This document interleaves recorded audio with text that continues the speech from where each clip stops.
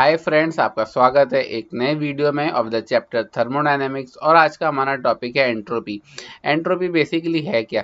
Entropy का मतलब होता है डिग्री और ऑर्डर ऑफ रैंडमनेस। ओके, यहाँ पे हम एक फंक्शन ले रहे हैं I2F और एक दूसरा फंक्शन है I2A, A2B and B2F, right. अब ये क्योंकि एक जिगजैग टाइप का है पैटर्न, राइट, तो हम अज्यूम कर रहे हैं कि ये जो एरिया इधर लेफ्ट हुआ है ये एरिया इधर इंक्लूड हो गया है, राइट। तो area under the graph IABF is equal to area under the graph I2F। तो area under the graph of a function क्या होता है? Work done by that function, right, by that process. तो work done by I2F path is equal to work done by IABF path, right. अब हमें पता है by first law of thermodynamics Q equal to U plus W, right. अब U जो है वो होता है एक स्टेट फंक्शन, राइट। अब I2F जो दो पॉइंट्स हैं उनके बीच में डेल्टा U की वैल्यू तो सेम रहने वाली है। वर्क डन हमने बता दिया कि सेम है by area under the graph, तो Q की वैल्यू भी सेम आ जाएगी। QIF equal to QIABF, correct. अब इसमें एक मजे की बात क्या है कि QIABF को हम क्या कैसे लिख सकते हैं? QIA plus QAB plus QBF। पर ये जो IA है वो है क्या है? ये एडियाबेटिक है। और BF क्या है? वो भी एडियाबेटिक प्रोसेस है। और AB क्या है? आइसोथर्मल। तो QIA जीरो हो गया क्योंकि डेल्टा Q उसके लिए जीरो है। और QBF क्या हो गया? वो भी जीरो हो गया क्योंकि उसके लिए भी डेल्टा Q जीरो है। तो QIABF is equal to QAB लिख सकते हैं। ओके, तो इसको हमने इक्वेट कर दिया बराबर QAB। अब QIF को हम लिख देंगे QAB, राइट, इधर से। अब QIF इक्वल टू QAB हो गया। अब जो हमने उधर IABF उस टाइप के कर्व्स बनाए थे ना, उसको इनफाइनेटेसिमली स्मॉल लेवल पे हम इधर ये जो साइक्लिक प्रोसेस है इसमें बना रहे हैं। इस साइक्लिक प्रोसेस को IABF सेवरल IABF पास में रिप्रेजेंट कर रहे हैं, राइट। तो ये जो A2B वाला पाथ है, राइट, और ये वाला जो AB पाथ है, ओके, A-B- नाम दे देते हैं। इधर से मान लेते हैं Q1 हीट आई, इधर से Q2 हीट एग्जिट कर गई। और IA और BF वाले पाथ एडियाबैटिक थे, उधर से कोई मतलब जो साइड्स है वहां से कोई हीट नहीं आएगी नहीं जाएगी। ओके, तो यहाँ पे Q1 हीट आई, यहाँ से Q2 हीट एग्जिट कर गई। तो हम लिख देते हैं mod Q1 by T1 equal to mod Q2 by T2। ऐसा क्यों लिखा? क्योंकि हमें पता है कि mod Q1 by mod Q2 equal to T1 by T2। ऐसा क्यों? क्योंकि Q is directly proportional to T, right. तो हम क्या लिखेंगे? Q1 बाई T1, सॉरी इधर इक्वल टू नहीं आएगा, ये प्लस है क्योंकि Q1 एंटर कर रहा है, Q2 लीव कर रहा है, दोनों का साइन ऑपोजिट है, राइट। तो हम इधर Q1 बाई T1 को equal to minus Q2 by T2 लिख देंगे और इसे LHS में ले जाएंगे। तो ये बन जाएगा Q1 by T1 plus Q2 by T2 equal to zero. ये ध्यान रखिए, ये इक्वल टू नहीं है, ये पॉजिटिव साइन है, ओके, मतलब प्लस साइन है। ओके, फिर इसी तरह हम क्या लिख सकते हैं? कोई और साइकिल के लिए, इसमें Q1 Q2 लिया, कोई और साइकिल के लिए Q3 by T3 plus Q4 by T4 equal to zero लिख सकते हैं। ऐसे ही हमने इधर इनफाइनेटेसिमली स्मॉल बहुत सारे J नंबर ऑफ साइकिल्स मान लेते हैं लिए हैं, जिस तरह से हमने साइक्लिक पूरे पाथ को रिप्रेजेंट किया है। तो उससे क्या होगा? Sigma for J cycles of QJ by TJ equal to zero आ गया। कैसे? हम ये सारे साइकिल्स को ऐड करते जा रहे हैं। तो Q1 by T1 plus Q2 by T2 plus Q3 by T3 plus Q4 by T4 equal to zero plus zero. Okay, इन दोनों इक्वेशंस को ऐड किया तो इक्वल टू जीरो आ गया। ऐसे ही for J number of cycles हम ऐड कर रहे हैं। अब इसमें क्या होता है कि for a reversible cycle, okay, ये क्या था? ये था रिवर्सिबल, राइट। बहुत ही स्मॉल लेवल पे हम कर रहे हैं, तो हम करेंगे सम की जगह हम लिखते हैं integration for J cycles, okay, D bar heat Q by T equal to zero. ये टी मतलब टेम्परेचर वाला टी है, ओके, कैपिटल टी होगा, इधर ध्यान रखिएगा। अभी हम क्या करते हैं, इसी चीज को हम लिखेंगे I2F और F2I, वापस जा रहे हैं प्रोसेस। तो हमें ये पहला साइकिल है R1, दूसरा है R2, नॉट साइकिल पाथ कहते हैं हम इसको, R1 R2। तो इंटीग्रेशन R1 R2 मतलब दोनों पाथ के लिए D bar Q by T equal to zero, right, क्योंकि हमने पूरा साइकिल कंप्लीट किया। तो अब हम इसे इंडिविजुअल पाथ के लिए लिखते हैं। Integration for R1 plus integration for R2 equal to zero, ये इस टर्म का इंटीग्रेशन कर रहे हैं, राइट। तो इससे क्या हमें मिलेगा कि हम उस एक टर्म को लेके गए RHS में।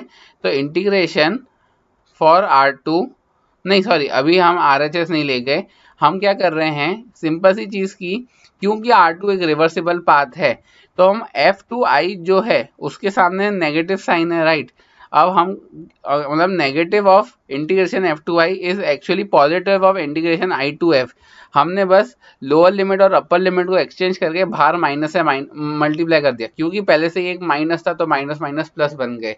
ओके, तो अब हमें क्या पता चला कि इसको हम पुट करते हैं इधर, तो ये जो R2 था ये गया RHS में, ये हो गया माइनस इंटीग्रेशन फॉर R2, और minus integration for R2 F2I क्या है, I2F विथ पॉजिटिव साइन।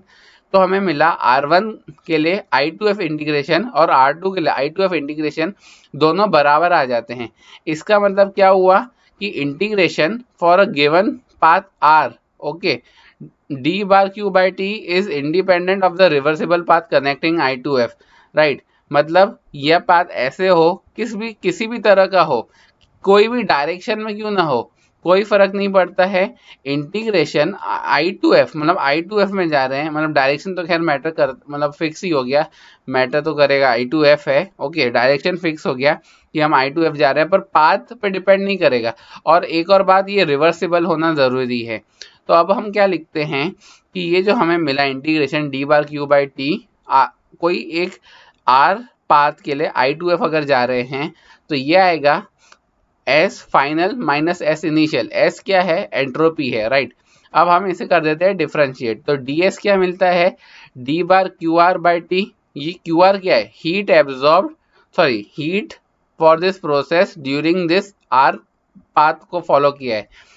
तो डेल्टा एस क्या होगा, integration of several D S, तो इंटीग्रेशन डी एस किया तो वो आया integration of D bar Q R by T, delta Q R by T, उस वो आ गया क्यू बाई टी, सिंपल। अब हम क्या करते हैं, एंट्रोपी ऑफ आइडियल गैस लिखते हैं, तो हमने पहले वही डिफरेंशियल फॉर्म में इसको लिख लिया, D S equal to delta Q R by T, okay. और हमें एक और इक्वेशन पता है कि delta Q R equal to C P D T minus V D P, okay. तो ये हमने इसको दोनों side L H S R H S में टी से डिवाइड कर दिया, तो delta Q R by T equal to C P into D T by T minus we by T D P. अब हम क्या करेंगे, इसे कर देंगे, हाँ इसे लिख देंगे D delta Q R by T को डी एस, ओके, इसे हम लिख देंगे डी एस, कहाँ से, इस जगह से, ओके, यहाँ से इसको डी एस लिखा तो आया D S equal to C P D T by T minus N R D P by P. ये कैसे, v बाई टी को हमने एन आर बाई पी लिख दिया और कुछ नहीं किया है। डेल्टा एस क्या होता है, इंटीग्रेशन डी एस, और डी एस को हम क्या लेंगे, यहाँ से हम ले लेंगे डी एस को, तो integration C P D T by T minus N R, ये डी पी बाई पी था तो हमने इसको इंटीग्रेट करके L N of P by P R कर लिया। पी आर क्या है, एक रेफरेंस स्टेट है और बस कुछ नहीं है। अब हम क्या करते हैं, ये हमने डेल्टा एस तो ले लिया, राइट, मतलब चेंज इन एंट्रोपी है, लेकिन कोई रेफरेंस पॉइंट से चेंज होगा और ये एक पर्टिकुलर पॉइंट के लिए हम कैलकुलेट करेंगे, राइट। तो S माइनस एस आर, ये रेफरेंस पॉइंट लिया है, equal to C P L N T by T R again reference state minus N R L N P by P R again reference state, right. तो हाँ, अब हम क्या करते हैं, S को एस आर जो है वो गया इस साइड, टी आर वाले टर्म जो हैं वो आए बाहर, पी आर वाला टर्म भी आया बाहर, और टी आर पी आर क्योंकि कांस्टेंट है, कांस्टेंट क्यों है, क्योंकि वो एक रेफरेंस स्टेट के लिए पर्टिकुलर बताया गया है, ओके। तो S equal to C P L N T minus N R L N P plus ये एस आर माइनस, ये पूरा एक कांस्टेंट टर्म है तो हम इसको लिख देते हैं एस नॉट, ओके। अब हम अगर इससे डिफ्रेंशिएट करें तो डी एस इक्वल टू वो अगेन डिफरेंशियल फॉर्म मिल जाएगा और ये एस नॉट जीरो बन जाएगा क्योंकि ये कांस्टेंट टर्म था। अब हम क्या करते हैं, जैसे हमने Cp के टर्म्स में लिखा है डेल्टा Q को, हम उसको अब Cv के टर्म्स में भी लिख सकते हैं। वो क्या होता है, ये इक्वेशन हमको याद ही रखनी है, राइट। ये है delta Q equal to C V D T plus P D V, दोनों साइड t से डिवाइड कर लिया तो ये आया C V D T by T plus P D V by T, okay. तो नेक्स्ट स्टेप होगा, हम डेल्टा क्यू बाई टी को लिख देंगे डी एस, ओके। और हम अभी इसे हाँ तो ये डिफरेंशियल फॉर्म आ गया, और बस आप चाहे तो इंटीग्रेट करके बाद में इसका सॉल्यूशन ला सकते हैं किसी पर्टिकुलर क्वेश्चन के लिए, पर ये डिफरेंशियल फॉर्म आ गया। अब जो s है वो हमने हाँ हम इंटीग्रेट कर ही लेते हैं। तो s क्या आया, integration C V D T by T plus N R L N V plus S not. Directly हमने एस नॉट पिछली वाली इक्वेशन से ले लिया है। ओके, और अभी इसी चीज को अभी अगर हमें ये जो था CV, ये जो है कैपिटल CV है। ओके, और वो कैपिटल C अगर लिखते हैं वो होती है हीट कैपेसिटी। अगर स्मॉल CV लिखा है मतलब स्मॉल c होता है मोलर स्पेसिफिक हीट कैपेसिटी। मतलब इसमें हमें क्या होता है कि number of moles into molar specific heat capacity is equal to heat capacity होता है, राइट। तो हमने कैपिटल CV को स्मॉल CV के टर्म्स में लिखना है, तो n times CV where n is the number of moles. तो n आ गया बाहर कॉमन, राइट, नॉट कॉमन मतलब बाहर आ गया इंटीग्रेशन से क्योंकि कांस्टेंट टर्म था, और डेल्टा इसको हम बाकी इंटीग्रेट कर लेते हैं। ओके, तो उससे हमें ये सॉल्यूशन मिल जाएगा CP integration I2F CP dt by T plus NR PF by PI। अब नेक्स्ट चीज क्या होती है कि ds जो है वो हमें पता है delta Q R by T है, तो हम डेल्टा क्यू आर को क्या लिख सकते हैं, TDS लिख सकते हैं क्रॉस मल्टीप्लाई करके। अब हम इसे कर देते हैं इंटीग्रेट, तो क्यू आर क्या आता है, integration I2F T dot ds, right. अब फॉर एन एडियाबेटिक प्रोसेस हमें पता है कि डेल्टा क्यू जो है वो ज़ीरो होगा। ओके, अब क्योंकि डेल्टा क्यू ज़ीरो है तो इससे हमें मिलता है T डॉट डी एस भी ज़ीरो है, पर P जो है वो तो ज़ीरो है नहीं, क्योंकि हमने मतलब इधर अज्यूम करें कि T ज़ीरो नहीं है, तो DS जो है वो आ जाएगा ज़ीरो। ओके, अब DS ज़ीरो आ गया मतलब for a reversible adiabatic process the entropy of a system remains constant. Okay, क्योंकि DS ज़ीरो आ गया मतलब चेंज इन एंट्रोपी ज़ीरो है, तो एंट्रोपी जो है वो कांस्टेंट होगी, और इस टाइप के प्रोसेस को हम कहते हैं आइसेंट्रोपिक प्रोसेस। अब एक नेक्स्ट चीज़ आती है फ्री एक्सपांशन की बात।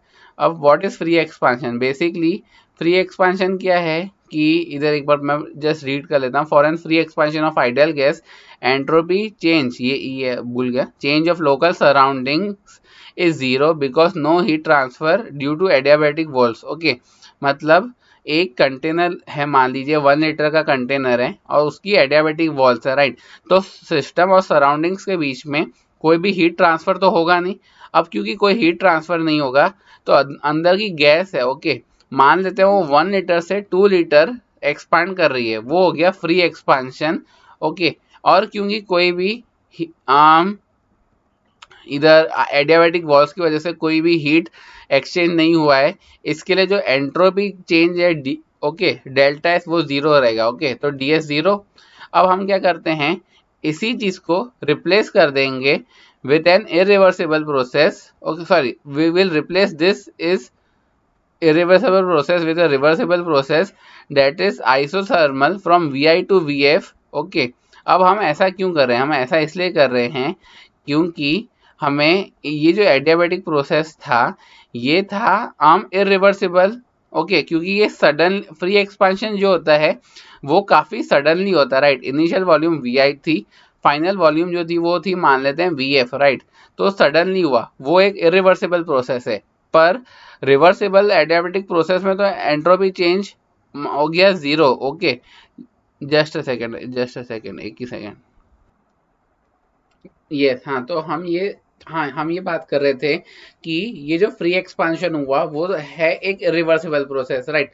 अब फ्री एक्सपांशन इरिवर्सिबल प्रोसेस है, तो और क्योंकि एडियाबेटिक वॉल्स यूज की गई हैं इसलिए जो सराउंडिंग्स हैं उसके एंट्रोपी में तो कोई चेंज नहीं आएगा, क्योंकि कोई भी हीट जो है वो मतलब ना ही सराउंडिंग ने दी है ना ही ली है कोई भी हीट, तो इसलिए सराउंडिंग्स के एंट्रोपी में कोई भी चेंज नहीं आएगा। पर क्योंकि फ्री एक्सपांशन हुआ है, एक इरिवर्सिबल प्रोसेस है, तो सिस्टम की जो एंट्रोपी है उसमें तो चेंज आएगा जरूर। अब हम सिस्टम एक ये इरिवर्सिबल एडियाबेटिक प्रोसेस हो गया है और उसमें सिस्टम की एंट्रोपी चेंज हुई है, पर अब हम वो कैलकुलेट कैसे करें, वो कैलकुलेट करने के लिए हमें क्या करना पड़ेगा, इस इरिवर्सिबल एडियाबेटिक प्रोसेस को एक किसी और रिवर्सिबल प्रोसेस में कन्वर्ट करना पड़ेगा, और वो रिवर्सिबल प्रोसेस कौन सा होगा, वो होगा एक isothermal reversible process which goes from VI to VF। अब हमने इससे आइसोथर्मल प्रोसेस ही क्यों चुना? हमने आइसोथर्मल प्रोसेस इसलिए चुना क्योंकि एक सडनली हुआ है, तो वॉल्यूम काफी सडनली चेंज हुआ। ओके, टेम्परेचर और प्रेशर भी चेंज होगा, पर जो टेम्परेचर है वो इतना सडनली चेंज नहीं हो रहा है, राइट।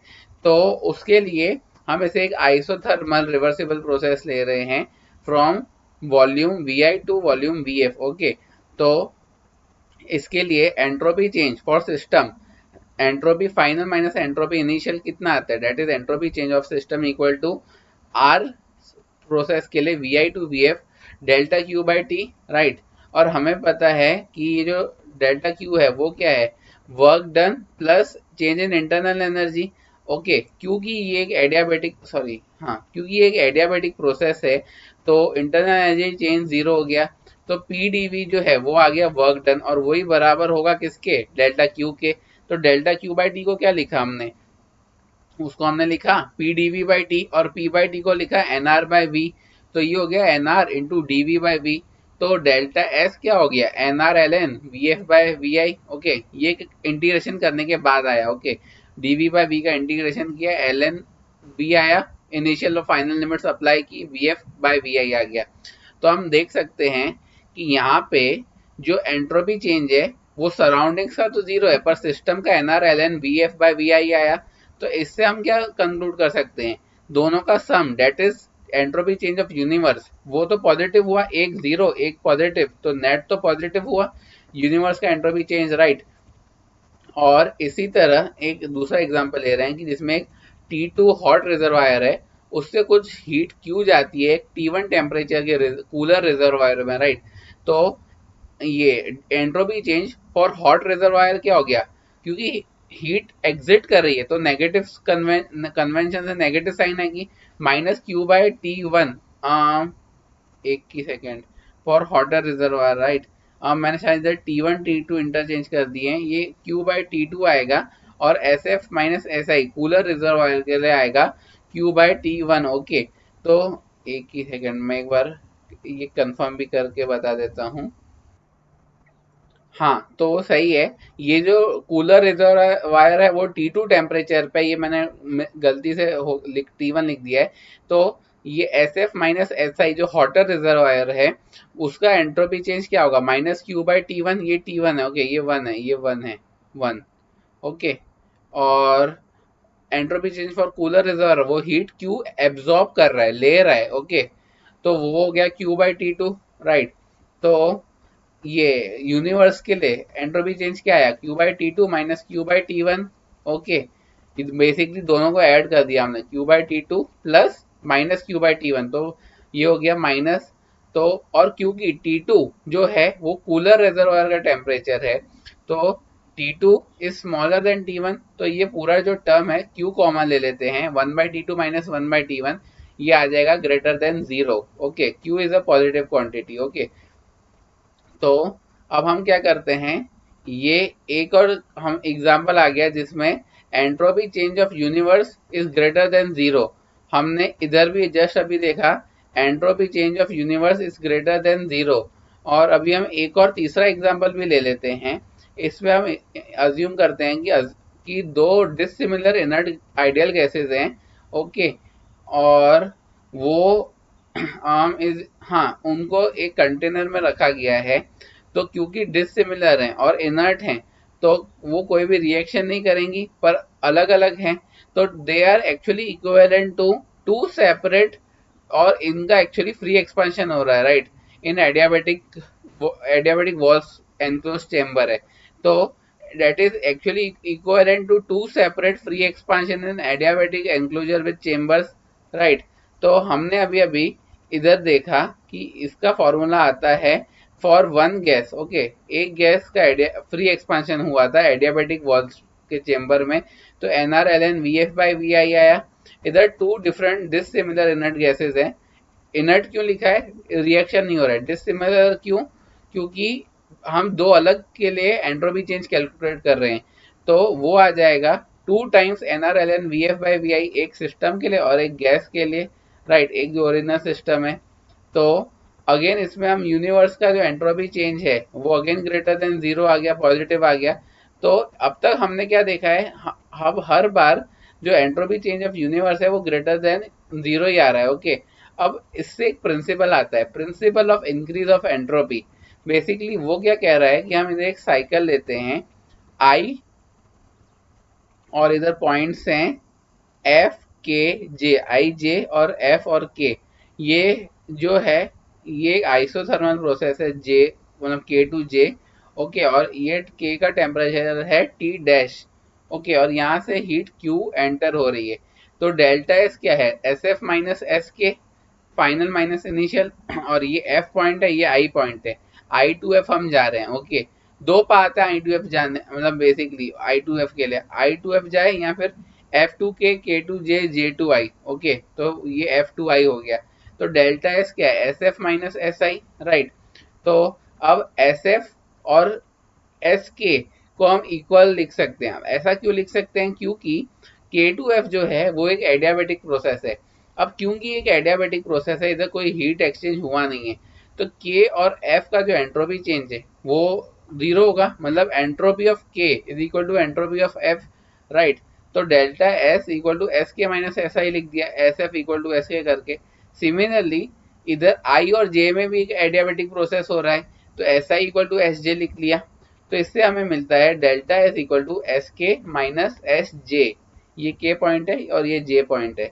अब हम क्या करते हैं, लिखते हैं क्यू आर, जो हीट, ये आर प्रोसेस के लिए जो क्यू हीट है, that is equal to T dash, ये जो टी डैश है। ओके, और ये क्यू हीट एंटर हो रही है into S K minus S जे। ओके, हम के टू जे जा रहे हैं तो हमने एस के माइनस एस जे लिखा है। तो इससे हमें मिलता है कि W equal to Q R. अब ऐसा क्यों हुआ, हमें पता है Q equal to U plus W, right.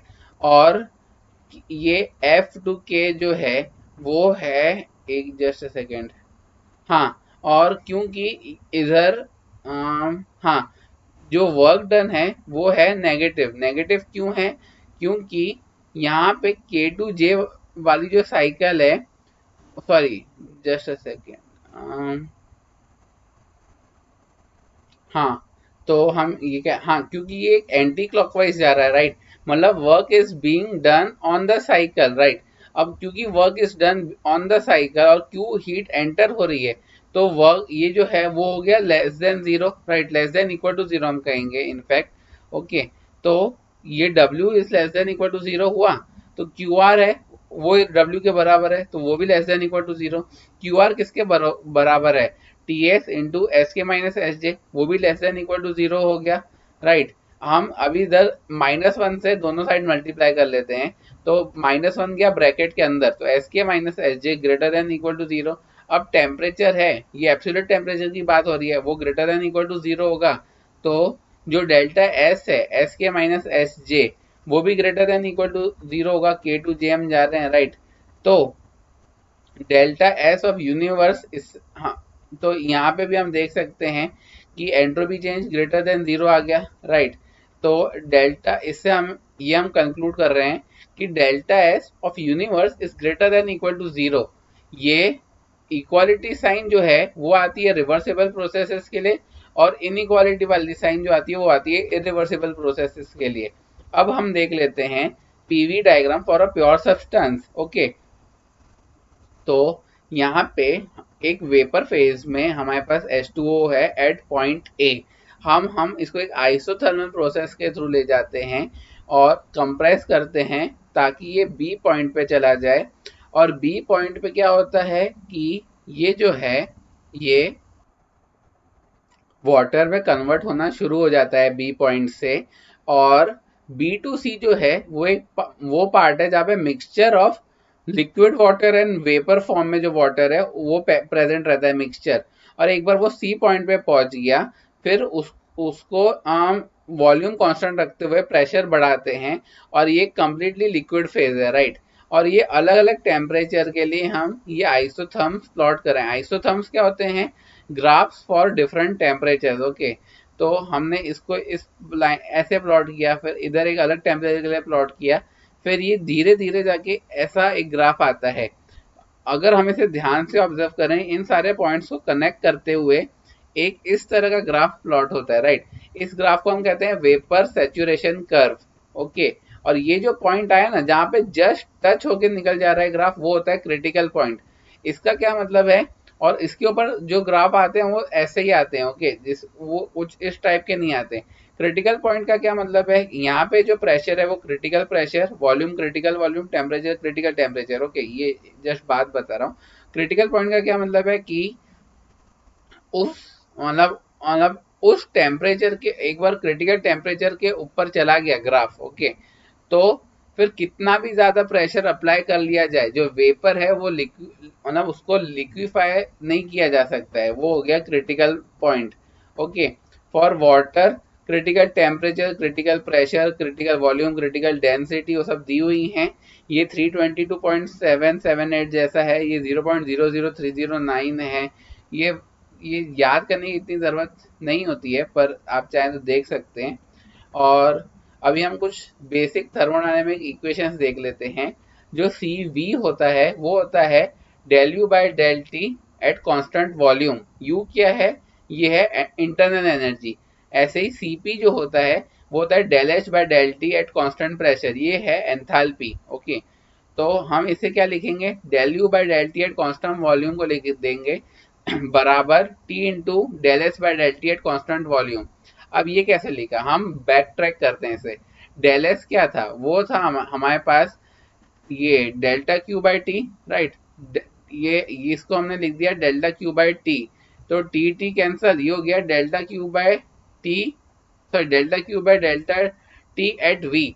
और क्यू जो है डेल्टा क्यू, वो क्या होता है, delta Q equal to delta U plus delta W, right. अब क्योंकि ये कांस्टेंट वॉल्यूम है तो डेल्टा डब्ल्यू हो गया 0, तो डेल्टा क्यू बराबर हो गया डेल्टा यू के। तो हमने डेल्टा क्यू जो न्यूमरेटर में था उसको लिखा डेल्टा यू, तो वो आ गया delta U by delta T at V. हमने इसको बैक ट्रैक करके ये निकाल लिया। अब इसी चीज को आप फर्दर इस फॉर्म में भी लिख सकते हैं, और सिमिलरली हम इसको भी इसी तरह हमने लिखा है, ओके, जैसे अभी इसको बताया। और ये याद रहे तो अच्छा है, नहीं तो मतलब इतना इम्पोर्टेंट नहीं है, पर याद रहना चाहिए। और कुछ टर्म्स देख लेते हैं थर्मल क्वांटिटीज। पहला है गिब्स फंक्शन जी, वो होता है H minus T S. H क्या है, एंथैल्पी। फिर एक होता है वॉल्यूम एक्सपांसिविटी, ये ए है, ये थोड़ा शायद स्कैन अच्छे से नहीं हुआ, ये है वॉल्यूम एक्सपांसिविटी। ये होता है बीटा, इसका सिंबल है बीटा। ये होता है 1/v into del V by del T at constant pressure, okay. फिर एक होता है आइसोथर्मल बल्क मॉड्यूलस और आइसोथर्मल कंप्रेसिबिलिटी, ये होते हैं बी। और ये कप्पा टाइप का सिंबल के कप्पा, ओके, उसके भी ये फॉर्मूलाज दिए हुए हैं, ये भी अगर याद रहे तो अच्छा। और आज के वीडियो के लिए बस इतना ही था। अगर आपको वीडियो पसंद आया हो तो please subscribe to our channel Ashutosh Aswani triple ITN, and also like this video. Thank you so much.